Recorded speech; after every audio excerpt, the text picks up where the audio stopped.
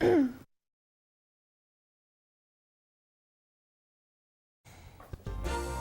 on CTV News, the Fort Collins Police Department puts a second officer on paid administrative leave after an investigation following a discrimination lawsuit.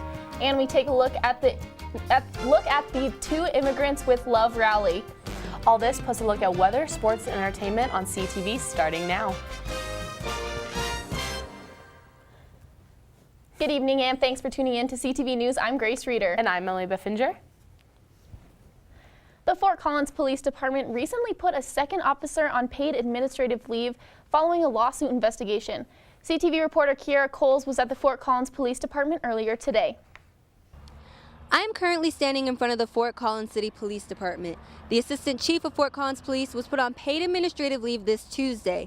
This is the latest update in an ongoing third-party investigation of Fort Collins Police Services following a lawsuit filed in April of last year. The first officer to be placed on leave, Sergeant Shakely, who was named in the lawsuit, was put on a paid administrative leave a little more than 2 weeks ago, and the City of Fort Collins recently agreed to pay $425,000 to former Officer Kennyberg Arujo and current Sergeant Francis Gonzalez in an out-of-court settlement in response to the lawsuit. The lawsuit claimed that those holding subordinate identities were passed over for promotions and discriminated against during the disciplinary process. Of course, Fort Collins Police and the City of Fort Collins stress that the act of putting employees on leave and settling out of court do not admit guilt, and they are working to address all claims made against the department. We will update you as the story develops. Again, we will update you on the investigation and the lawsuit as the story progresses. Dreamers United and College Republicans coordinated separate rallies that occurred at the same time on the plaza yesterday. We decided to take a look into what the event was all about. Dreamers United coordinated Two Immigrants with Love, a celebration for immigrants that took place on the Colorado State University Plaza. This is a new letter-writing campaign for immigrants and the allies who love them to publicly acknowledge that we are standing with immigrants no matter what. Made this sign so other people could acknowledge that, we actually are all immigrants, at some point. Well, everybody has a connection to the issue. We live in this country, right? Immigration policy, practice, that affects our day-to-day lives as a United States citizen.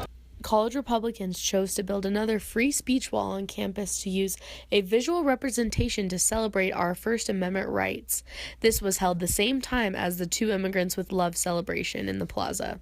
We chose today specifically because we know that other CSU students are organizing protests all the time, and we have CSU students who are going down to march in Denver for different activities and stuff. So we picked a day when people were already going to be expressing their First Amendment right on the plaza and exercising free speech to kind of come here and create an inclusive space to do the same thing. What the wall is here to represent is just a visual representation of our First Amendment right. Too often on college campuses and public universities and public institutions of higher education, our First Amendment rights are being infringed upon. So this is a visual reminder that the university cannot infringe upon our First Amendment rights, which were granted to us by the Constitution. FIRE is an organization, it's a law firm that is all about free speech, and they basically give rankings to universities across the nation.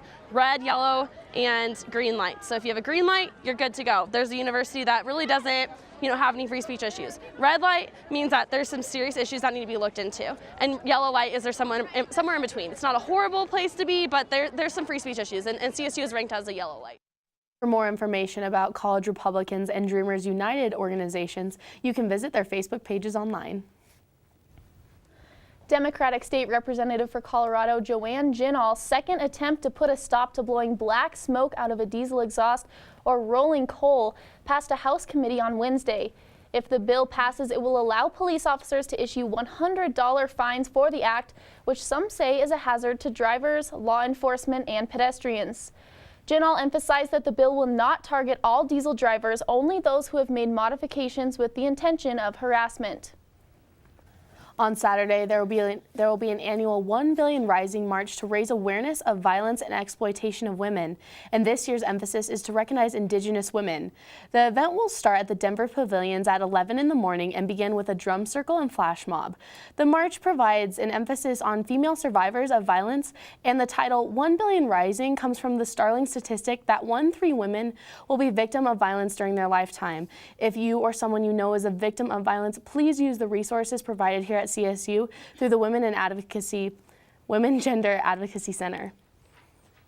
Last week, 5 people died in 5 separate car crashes in northern Colorado due to bad weather. One of them was a CSU student. As a result, CTV reporter Michelangelo Bustamante did some research on some safe driving tips.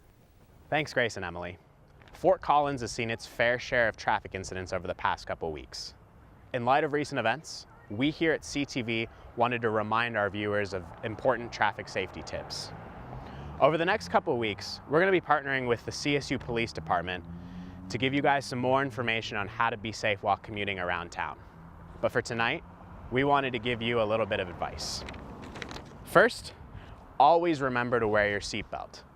Seatbelts are proven to save lives. Over half of all traffic deaths have resulted from people not wearing their seatbelts. Also, focus on driving. Distracted driving causes accidents. Going along with that, please don't text and drive or text and bike. You need to be paying attention to the road and what's going on in front of you. Also, if you're going to be biking at night, remember to always have a bike light. It can be very hard to see bikers at night, especially when you're driving. So to avoid any accidents, always be sure to wear a bike light. The CSU PD wants to remind you to always obey traffic laws, regardless of whether you're walking, biking, or driving. We'll definitely have more for you on this story in the next couple weeks, but for now, back to you in the studio. Thanks, Michelangelo. Emily, tomorrow is CSU's 147th birthday. I know, I'm so excited for the cake on campus, like, let's be honest. The cake. And they have some sweet balloon animal arches that they usually roll out. But really, the cake. That's all the news we have for you tonight, but stay tuned because Elizabeth Prossi is up next with your weather, and it looks like Fort Collins has a beautiful weekend ahead.